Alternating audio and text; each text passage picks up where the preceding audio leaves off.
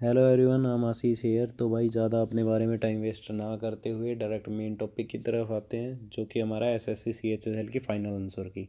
कल एसएससी ने रिलीज़ कर दिया है। जिस भी भाई ने अपना स्कोर कार्ड चेक नहीं किया है वो अपने एसएससी के डैशबोर्ड पे जाके अपना स्कोर कार्ड देख सकता है। सो ये वीडियो उसी रिगार्डिंग रहने वाली है कि भाई किस शिफ्ट में कितने मार्क्स का नॉर्मलाइजेशन हुआ है, मैक्सिमम कितने मार्क्स डिक्रीज़ हुए हैं, मैक्सिमम कितने मार्क्स इंक्रीज़ हुए हैं, या फिर मेरा जो रो स्कोर था वो कितना रहा और बाद में नॉर्मलाइजेशन होने के बाद कितना स्कोर रहा है। तो ये सारी चीज़ें हम वीडियो में देखने वाले हैं, जो कि आपके आने वाले एग्जाम पॉइंट ऑफ व्यू से बहुत इंपॉर्टेंट है। सो मेक श्योर करना कि आप वीडियो कंप्लीट देखें। तो भाई बात करें अगर नॉर्मलाइजेशन की, तो लास्ट ईयर जो न्यू नॉर्मलाइजेशन फार्मूला एसएससी ने रिलीज़ किया था, उसको देख के मेरे को लग रहा था कि हाँ भाई इस बार से ठीक नॉर्मलाइजेशन होगा। मतलब कट ऑफ इतनी ज़्यादा हाई नहीं जाएगी, किसी के फालतू के 35-40 नंबर भाई नहीं बढ़ने वाले हैं। लेकिन उससे मेरा ये मतलब नहीं था कि भाई किसी के 35-40 नंबर कम हो जाए। मतलब पता नहीं इन्होंने किस हिसाब से ये इम्प्लीमेंट किया है। जो इन्होंने नोटिस में दिखा रखा था उसको जब मैंने पढ़ा था, तो भाई उसके रिगार्डिंग मैंने एक वीडियो भी बनाई थी कि भाई सभी एस्पिरेंट्स को समझ में आ सके कि भाई किस हिसाब से उनके आने वाले एग्ज़ाम में नॉर्मलाइजेशन होने वाला है। लेकिन भाई कोई फ़ायदा नहीं है, ये मतलब ये इम्प्लीमेंट ही नहीं हो रहा। वो पता नहीं क्या खा के इम्प्लीमेंट कर रहे हैं, पता नहीं कैसे इम्प्लीमेंट कर रहे हैं। लेकिन जिस हिसाब से इम्प्लीमेंट कर रहे हैं, पहले किसी के 30-40 मार्क्स इंक्रीज़ हो रहे थे, अब भाई 30-40 मार्क्स घट रहे हैं। मतलब अगर इस बार जो सी एच एस एल की कट ऑफ हमारी गई है वो अनरिजर्व्ड कैटेगरी की 144 कट ऑफ रही है, और ओबीसी कैटेगरी की अगर मैं बात करूँ तो 143 कट ऑफ रही है। अब भाई मेरे जो नोन है जिन्होंने ये एग्ज़ाम दिया था, लाइब्रेरी में साथ है या फिर इंस्टीट्यूट में या रिलेटिव में कोई है, तो उन्हीं में से अगर किसी के मैक्सिमम मार्क्स जो डिक्रीज़ हुए हैं नॉर्मलाइजेशन के चलते, भाई 22 मार्क्स डिक्रीज़ हुए हैं। वो अनरिजर्व्ड कैटेगरी से था भाई, और उसकी जो शिफ्ट थी वो भी ऐसा नहीं है कि सबसे ईजीएस्ट थी, लेकिन भाई उसके 22 मार्क्स जो हैं वो डिक्रीज़ हो गए। अब भाई बंदे के 158 मार्क्स आ रहे थे, डायरेक्ट 22 मार्क्स डिक्रीज़ हुए हैं और भाई कट ऑफ से बाहर। अब बताओ क्या करें। मतलब आप अगर अनरिजर्व्ड कैटेगरी से हैं तो भाई इस इंसान की शिफ्ट में अगर आपके 166 प्लस मार्क्स आ रहे हैं तो ही आपका सिलेक्शन हो रहा है, अदरवाइज़ आपका सिलेक्शन नहीं हो रहा। और 166 मार्क्स अगर नहीं पता किसी को तो भाई 80% से भी अबाउ है अब नए नॉर्मलाइजेशन फार्मूला के हिसाब से। और इसकी तो भाई ईजीएस शिफ्ट भी नहीं है। मतलब जिसकी ईजीएस शिफ्ट होगी भाई उसके तो आराम से 30-40 मार्क्स डिक्रीज़ हो रहे होंगे। एक दो का तो मैंने यूट्यूब पे भी स्कोर कार्ड चेक किया है भाई, -30 मार्क्स हो रहे हैं उसके, नॉर्मलाइजेशन में कम हो रहे हैं। अब वो बंदा अगर अनरिजर्व्ड कैटेगरी से है तो भाई उसको 174 स्कोर करना पड़ेगा अगर उसको लिस्ट में आना है तो।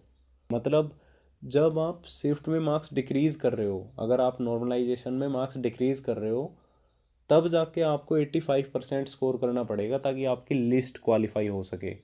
अगर पहले वाले नॉर्मलाइजेशन फार्मूला के हिसाब से अगर हम जाए तो आपको ये सी एच एस एल वाला जो एग्ज़ाम हुआ है इसको अगर आपको क्वालिफाई करना था तो भाई आपको 96% से ऊपर मार्क्स चाहिए। मतलब ये सिर्फ तो कुछ ऐसी हैं कि भाई सिर्फ टॉपर्स का ही सिलेक्शन हो रहा है, बाकी सिलेक्शन हो नहीं रहा है इनमें किसी का। क्योंकि 174 से ऊपर यार टॉपर ही आ सकते हैं। मैं जिस हिसाब से मैं हूँ भाई, 174 लेके आना मेरे लिए मतलब बहुत ही रेयर चीज़ है। क्योंकि अगर मैं बाकी 3 सब्जेक्ट में भी अपने 50 आउट ऑफ 50 स्कोर कर लूँ तो जीएस में फिर भी मैं 24 मार्क्स नहीं कर सकता भाई आउट ऑफ 50, क्योंकि वीक है मेरी। अगर मैं जीएस में अगर मेरे 20 मार्क्स आ रहे हैं तो नॉर्मलाइजेशन के हिसाब से फिर मैं लिस्ट से बाहर हूँ। मतलब ये इतना ज़्यादा नॉर्मलाइजेशन में मार्क्स कम होना ये भी कोई लीगल चीज़ है नहीं भाई, क्योंकि इम्प्लीमेंटेशन गलत हिसाब से हुआ है। ऐसा ही सीजीएल में हुआ था। सीजीएल में इन्होंने क्या किया था, जितने भी कैंडिडेट्स का जो एग्ज़ाम कैंसिल हुआ था, जो बाद में 14 अक्टूबर को शायद कंडक्ट करवाया गया था, तो जिनका मान लो एग्ज़ाम जिनका था 12 सितंबर को, लेकिन इनका कैंसिल हो गया, इनका बाद में कंडक्ट हुआ 14 अक्टूबर को। तो इनको जो नॉर्मलाइजेशन मिला है ना वो 12 सितंबर के हिसाब से मिला है। तो भाई सीजीएल में वो चीज़ें भी गलत हुई थी, अब सीएचएसएल में ये भी गलती है कि भाई किसी के 30 मार्क्स तक आप नॉर्मलाइजेशन में डिक्रीज़ कर रहे हो। सो भाई जो भी एस्पिरेंट्स अपना स्कोर कार्ड चेक कर चुके हैं वो भाई कमेंट सेक्शन में अपने मार्क्स ज़रूर बताना अपनी एग्ज़ाम डेट और शिफ्ट के साथ, ताकि मैं सभी का एक कंपाइलेशन तैयार करके आपको बता सकूं एग्जैक्टली किस शिफ्ट में कितने मार्क्स इंक्रीज़ हुए हैं, हार्डेस्ट शिफ्ट में कितने मार्क्स इंक्रीज़ हुए हैं और ईजीएस्ट शिफ्ट में कितने मार्क्स डिक्रीज़ हुए हैं। सो अब बात कर लेते हैं कि भाई मेरा कितना रो स्कोर था और नॉर्मलाइज स्कोर फिर मेरा कितना हुआ है।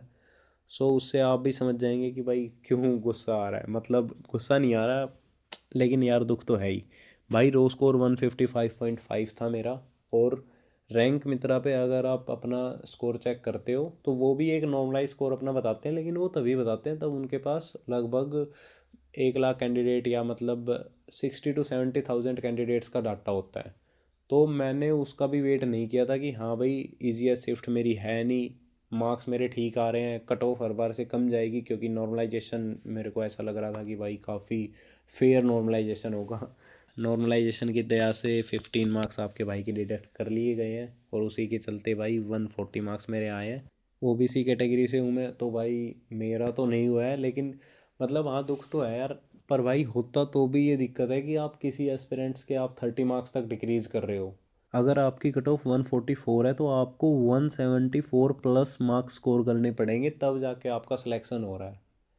सो ये कोई सही चीज़ें नहीं है भाई, इनके खिलाफ अपनी वॉइस रेज करना शुरू करो। जितने भी अपने बड़े टीचर्स जो हैं, अभिनय सर है या फिर परमार सर है, इनको भाई कमेंट सेक्शन में जाके बोलो, थोड़ा देखे कि बस ये क्या हो रहा है, मतलब ठीक नहीं है ना। अब मेरे साथ तो बुरा हो ही गया भाई। सही तो नहीं हुआ, दुख तो हो रहा है मुझे भी। पर ठीक है भाई, अब क्या कर सकते हैं, क्योंकि रिवाइज रिजल्ट की हमने मांग की थी, सीजीएल में आया भी था। ऐसा नहीं बोल रहा कि एसएससी ने फिर रिवाइज नहीं किया, रिजल्ट किया था, लेकिन वो कैसा क्या था आप सभी को पता ही है। सो ये थी सारी चीज़ें। बाकी भाई अपने मार्क्स कमेंट सेक्शन में ज़रूर बता के जाना, क्योंकि मैं चाहता हूँ कि एक बार पता लगे कि भाई ईजीएस्ट शिफ्ट में कितने मार्क्स डिक्रीज़ हुए हैं और हार्डेस्ट शिफ्ट में कितने मार्क्स इंक्रीज़ हुए हैं। और उसका डाटा आप अगर कमेंट सेक्शन में अपने मार्क्स बता रहे हो तो उससे ही पता लग सकता है। सो सभी से रिक्वेस्ट है कि भाई अपने मार्क्स ज़रूर बता के जाना कमेंट सेक्शन में। बाकी जिसका हो गया उसको कॉन्ग्रेचुलेसन्स, और भाई जिसका नहीं हुआ है उसको, मतलब मेरा भी नहीं हुआ यार, वो हम तो फिर सेम ही चीज़ें हैं। सो अभी के लिए सिर्फ इतना ही। Thank you, thanks for watching the video.